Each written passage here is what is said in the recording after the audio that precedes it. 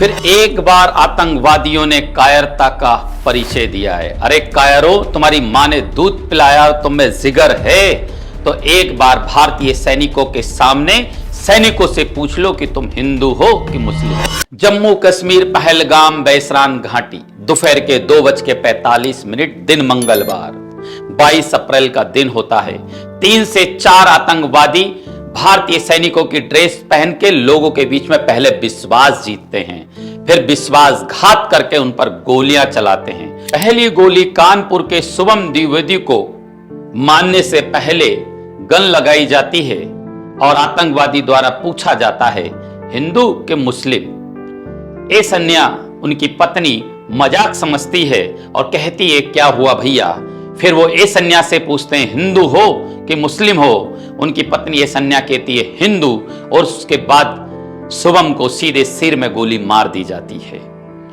उनकी पत्नी ए सन्या कहती है मुझे भी गोली मार दो। आतंकवादी कहता है अपनी सरकार को जाके बताना।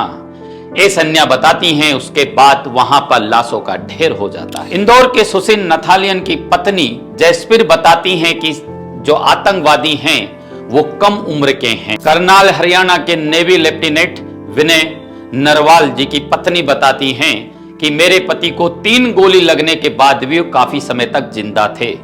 यदि वहां पर पुलिस, मिलिट्री या स्वास्थ्य शिविर होते तो मेरे पति बच जाते। पहलगाम बैसरान घाटी में हमलावर आतंकी निरंतर 20 से 25 मिनट एक ही स्थान पर गोलीबारी करते रहते हैं और उसके बाद वो भाग भी जाते हैं, लेकिन जिनका अभी तक कोई पता नहीं चला है। क्या आतंकवादियों की रणनीति हमारी जांच एजेंसियों से तेज हो गई है? पठानकोट, उरी, पुलवामा और अब पहलगाम, ये कब तक चलता रहेगा? पहलगाम में हुई आतंकवादी घटना की जिम्मेदारी लश्कर-ए-तौबा ने ली है।